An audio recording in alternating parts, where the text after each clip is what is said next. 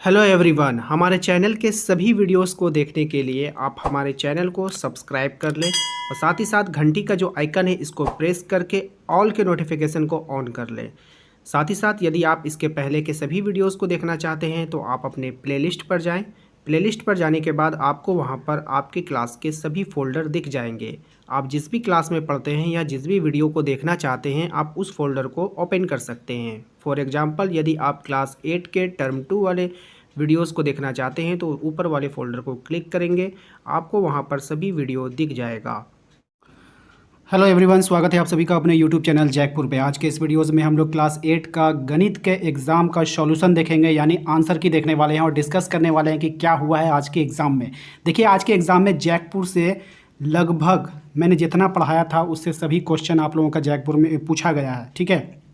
लेकिन कुछ सवाल ऐसे थे जिसे मैंने पढ़ाया ही नहीं था। इसलिए नहीं पढ़ाया था क्योंकि वो आपके सिलेबस में नहीं था, ठीक है। अगर मुझे पता होता कि वो आपके सिलेबस में है, अगर वो मैं उसे भी पढ़ा देता और आपका 100% परफॉर्मेंस हो जाता। लेकिन मुझे पता नहीं था कि आउट ऑफ सिलेबस क्वेश्चन आप लोगों का पूछा जाएगा। तो 2-4 सवाल आउट ऑफ सिलेबस पूछा गया है, तो उससे बिल्कुल भी आप लोगों को घबराना नहीं है, उससे कोई फ़र्क नहीं पड़ने वाला है। अगर आप लोगों ने बना दिया होगा तो बहुत अच्छी बात है। बिल्कुल आसान सवाल पूछा गया था आप लोगों से, तो बहुत अच्छा रहा। और जैक बोर्ड ने, मतलब कि जैक बोर्ड्स के द्वारा जो क्वेश्चन पूछा गया और आपके अपने चैनल जैकपुर ने जो पढ़ाया था, बिल्कुल वहीं से क्वेश्चन आया है।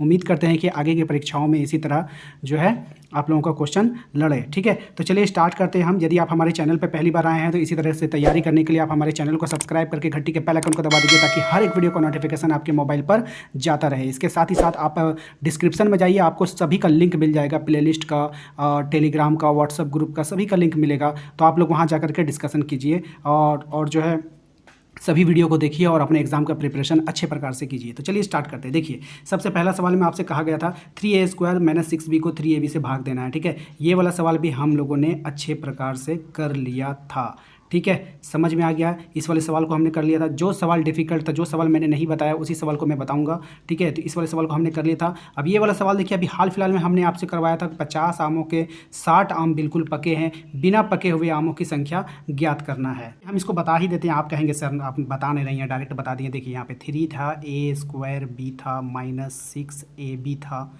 इसको अगर हम डिवाइड देंगे 3ab से, किससे भाग देंगे? 3ab से, ठीक है। तो आप यहाँ पे देख पा रहे हैं तो इसमें सबसे पहले कॉमन लेना होगा, ठीक है। यहाँ पे हम लोग जो है कॉमन लेने का प्रयास करेंगे। तो जब हम लोग कॉमन लेंगे तो देखिए a-2 बचेगा ब्रैकेट में, उसके बाद आप नीचे लिखिएगा 3ab से 3ab आपका कैंसिल हो जाएगा, बचेगा आपका a-2। क्या बचेगा? a-2। इस प्रकार से ये आपका आंसर हो जाएगा, ठीक है। उसके बाद अगर हम बात करें अगले सवाल की, अगले सवाल में कह रहा था 50 आमों के समूह में 60% आम बिल्कुल पके हैं, बिना पके हुए आमों की संख्या बताइए। देखिए टोटल आम थे 50। मैंने इस सवाल को कई बार बता चुका हूँ मैं आपको अपने चैनल पे। तो 50 आम था, 60% आम पका हुआ है, तो बिल्कुल पके हुए। तो 40, कोई भी चीज़ होता है तो 100% होता है ना, तो 40% जो है नहीं पका है, तो आप 50 आमों का 40% निकाल लीजिए। 50 का 40% अगर आप निकालेंगे तो 40/100, 1 0 से 1 0 काट दीजिएगा, 0 से 0 काट दीजिए, 5 चौके कितना हो गया? 20 आम जो है बिना पके हुए हैं, ठीक है। तो इसका आंसर हो गया।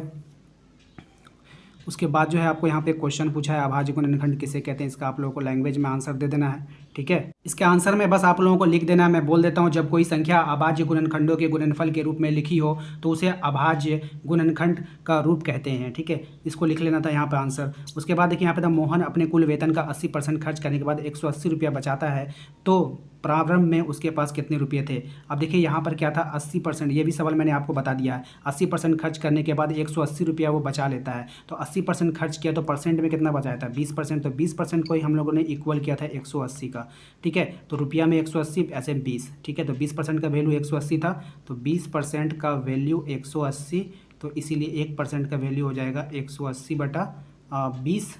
इसीलिए आपको 100% का जब वैल्यू निकालना होगा तो 100 से गुना कर दीजिएगा, तो यहाँ से ये कट जाएगा और 2 पंचे 10 कट जाएगा, 18 पंचे कितना हो जाएगा? 90, और 1 0 बैठा दिए 900, ठीक है। तो 900 इसका आंसर हो जाएगा, ठीक है। अगला सवाल देखिए क्या है, एक घड़ी का अंकित मूल्य 2500 रुपया है, यदि इस पर 10% बट्टा दिया जाता है तो बट्टे की राशि क्या है? तो 2500 है, तो 2500 का 10% निकाल लीजिए। तो 2500 का 10%, 10/100, ये 0 से 0 काट दिए, 25 दही आ गया 250, तो 250 रुपया इसका बट्टा हो गया, ठीक है, अगले सवाल पे चलते हैं।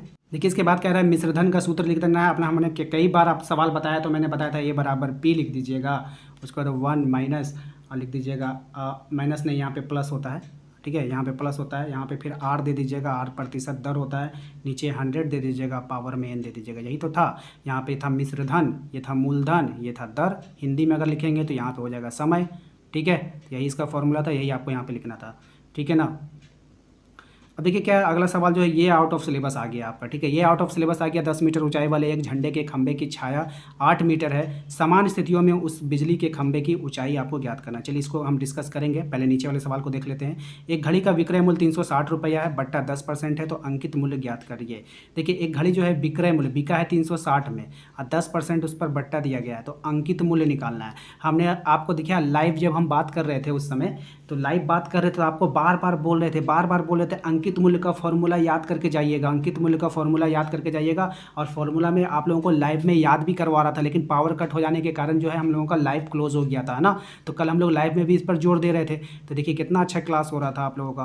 तो चलिए यहाँ पे अंकित मूल्य निकालना था। अंकित मूल्य का फॉर्मूला क्या था? अंकित मूल्य का फॉर्मूला था विक्रय मूल्य, विक्रय मूल्य यानी 360 विक्रय मूल्य, है ना। अंकित मूल्य का फॉर्मूला था विक्रय मूल्य गुना 100, विक्रय मूल्य गुना 100, और नीचे था 100, अब माइनस बट्टा दर, तो कितना बट्टा दिया 10, है ना। तो इसका आप सॉल्व कीजिए, तो यहाँ पे हो जाएगा 360 गुना 100, और नीचे कितना हो जाएगा 100 में 10 घटा दीजिएगा तो 90, 1 0 से 1 0 काट दीजिए, 9 चौके 36, 4 बचा, 100 चौके 400, यानी अंकित मूल्य कितना था उसका 400 था, ठीक है। तो उम्मीद करते हैं कि आप लोगों ने बना लिया होगा फॉर्मूला पे सेट करके। चलिए नेक्स्ट देखते हैं। उसके बाद क्या है, एक्स का मान आप लोगों को ज्ञात करना है, ठीक है। तो सबसे पहले चलिए एक्स वाले मान वाला भी निकालेंगे, और इसको पहले देख लेते हैं हम लोग, है ना। 10 मीटर ऊंचाई वाले एक झंडे की छाया 8 मीटर है, समान स्थितियों में उस बिजली की खंभे की ऊंचाई ज्ञात कीजिए जिनकी छाया 12 मीटर है। यहीं से ये सवाल दिया गया था आपका, ठीक है। तो उसके बाद क्या है, वस्तु की ऊंचाई ले लीजिएगा 10, छाया जो हो गया ये हो गया, ठीक है। तो इसको जो हम लोग ना अनुपात समानुपात के जैसा बनाया जाता है। तो यहाँ पर जो चीज़ हम लोग को निकालना होता है उसको एक्स मान लेते हैं,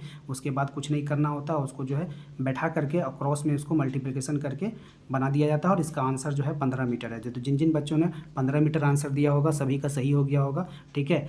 बाकी हम नेक्स्ट सवाल पे चलते हैं। बाद जो हमारा सवाल था वो आकृति वाला सवाल था, इसी प्रकार से एक्स का मान निकालना था। तो आप देख लीजिए 140, 120 प्लस 100 360 होता है बहुभुज के बाई कोण गुण से। हमने ये वाला सवाल बहुत बार पढ़ाया था और आप लोगों को याद होगा और आपने सभी क्लासेस को किया होगा अच्छे से, तो ठीक है। आप सभी को क्या कीजिए 360 से माइनस कर दीजिए, उस तरफ जाकर के सब 360 से माइनस होगा, एक्स का वैल्यू 100 निकल कर आ जाएगा, ठीक है। चलते हैं अगले सवाल पे। देखिए यहाँ पर आप लोगों से ये परिभाषा पूछा गया था इसका, ठीक है। सम बहुभुज और विषम बहुभुज इसका परिभाषा था, तो परिभाषा लिखना था, लिख लिए होंगे आप लोग। इसकी जो रचना से या कंस्ट्रक्शन से एक सवाल दिया गया था आप लोगों का, इसको बना लिए होंगे आप लोग, ठीक है। जो हम बार बार कह रहे थे आप लोग को ज्योमेट्री बॉक्स आप लोगों को लेके जाना। उसके बाद देखिए वर्ग अंतराल का वर्ग चिन्ह निकालने के लिए दिया गया, और परिसर। तो पहले हम परिसर बता देते हैं, ठीक है। आपको पहले हम क्या करते हैं परिसर बता देते हैं, ठीक है।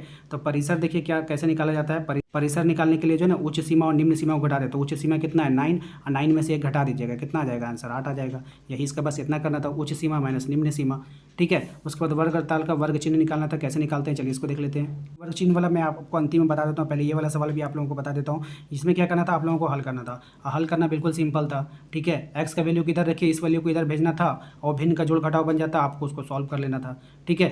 तो अगर आप चाहेंगे तो मैं इसको करके बता देता हूँ। देखिए कुछ नहीं करना था, एक्स का वैल्यू इधर रखना था, इधर कितना था 17, 17 माइनस 7 ई जाएगा उधर 3 माइनस 7 हो जाएगा, 7 7 कैल्शियम 7 ही आएगा। 17 में से 3 घटा दीजिए, कितना आ गया आपको 14, 17 में से 3 घट जाएगा, कितना आ जाएगा 14, 14 बटा 7, 7 से इसको काट दीजिए 2 बार में, एक्स का वैल्यू कितना आ गया 2 निकल कर आ गया, ठीक है।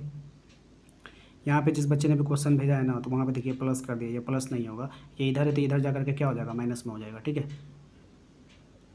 बाकी सभी सवाल आसान था। आपको गुणनखंड दिया गया, ये भी पढ़ा दिया गया है, भाग फिर भी ये भी भाग है, ये भी आप लोगों को बता दिया गया था। 800 रुपये का 2 वर्ष के लिए ब्याज 5% वार्षिक दर से ब्याज ज्ञात करना। अब देखिए यहाँ पर जो है थोड़ा सा आप लोगों को डिफिकल्ट सवाल इसलिए लग रहा है कि यहाँ पर बोला नहीं गया है कि साधारण ब्याज निकालेंगे कि चक्रवृद्धि ब्याज निकालेंगे। इसलिए कि आप लोग अब कॉमेंट कर हमें बताइएगा कि आप लोग इसमें कौन सा ब्याज निकाल कर आए थे, साधारण ब्याज निकाल कर आए थे या चक्रवृद्धि ब्याज। ऐसे नियम तो ये कहता है कि अगर चक्रवृद्धि ब्याज नहीं बोलेगा तो आप लोगों को साधारण ब्याज निकालना है, ठीक है। अकॉर्डिंग टू नियम यही कहता है। तो साधारण ब्याज बराबर मूलधन गुना समय, अगर साधारण ब्याज होता है तो मूलधन लिख दीजिए गुना समय गुना दर बटा 100, बस 0 से 0 काट दीजिए, 8 दूनी 16, 16 पंचे 80, ठीक है। तो ये साधारण ब्याज निकल के आ गया। लेकिन आप लोगों ने क्या किया, अगर यहाँ पे अगर चक्रवृद्धि ब्याज बुक में आपको देखिए, बुक में सफ़ा लिख दिया चक्रवृद्धि ब्याज, यही सवाल है सेम टू सेम, लेकिन वहाँ पे लिख दिया चक्रवृद्धि ब्याज। चक्रवृद्धि ब्याज बोलता तो आपको फॉर्मूला लगाना था यहाँ पर फिर ए बराबर करके, ठीक है, समझ गए। देखिए अगला सवाल क्या कर रहा है कि मंजीत एक लोहे के संदूक को इतना रुपये में खरीदता है, इसके बाद परिवहन में इतना रुपये खर्च करता है, फिर उसने संदूक को इतना रुपये में बेच दिया, उसका लाभ प्रतिशत बढ़ गया। देखिए 5580 रुपया में उसने खरीदा, ठीक है। उसके बाद 770 रुपया उसने क्या किया, यहाँ पर इसको जोड़ने के बाद आप लोगों का जितना आ रहा है इसको जोड़िए, यहाँ पर 0 8 7 15 के 5 लिखिए, फिर 7 5 12 1 13 और फिर यहाँ पर कितना था 5 था, ठीक है। तो जो इसका कॉस्ट निकल कर आ जाता है टोटल, उसके बाद जितना में बेचा है उसको माइनस कर दीजिए, आपका प्रॉफिट निकलेगा। प्रॉफिट को फिर यहाँ पे आप जो उसका क्रय मूल्य था उसको नीचे रखिए, परसेंट में बदलने के लिए 100 से गुना कीजिए, आपका परसेंट निकल कर आ जाएगा, ठीक है। उसके बाद यहाँ वाला जो था वर्ग वाला, ये सवाल बहुत से बच्चों को समझ में नहीं आया, डिफ़िकल्ट लग रहा होगा, ऐसा कुछ भी नहीं। वर्ग का जो विकर्ण होता है ना वो बराबर होता है, वर्ग का विकर्ण क्या होता है, बराबर होता है। तो आप लोगों को यहाँ पर करना क्या था कि ये जो 2x दिया था ना, 2x + 3 जो है बराबर कर देना था x + 1 के बराबर। तो यहाँ पे 2x है, इसमें x को माइनस कर दीजिए, 1 हो जाएगा, ये उधर जा कर के जो है, ठीक है ना। तो इस तरह से आप लोगों को बनाना था, तो ये माइनस हो जाएगा, ठीक है। रुक जाइए एक बार फिर से मैं बना देता हूँ। यहाँ पे आपका 2x + 3, ये दोनों बराबर हो जाएगा आपस में, x + 1, ठीक है। तो 2x है, 2x में इधर आकर के x घट जाएगा, इधर 3 है, ये उधर जाएगा तो ये -1 हो जाएगा। तो यहाँ पे आपका 2x में x बराबर 2 आपका आंसर आ जाएगा, ठीक है। यानी इसको बराबर करके आप लोगों को आंसर देना था। तो उम्मीद करते हैं कि आपको आज का ये वीडियो अच्छा लगा होगा। वीडियो अच्छा लगा तो लाइक करके चैनल को सब्सक्राइब कर दीजिएगा, घंटी के बेल आइकन को दबा दीजिएगा ताकि हर एक वीडियो का नोटिफिकेशन आपके मोबाइल पर जाता रहे। मिलेंगे अगले वीडियो पे, थैंक यू।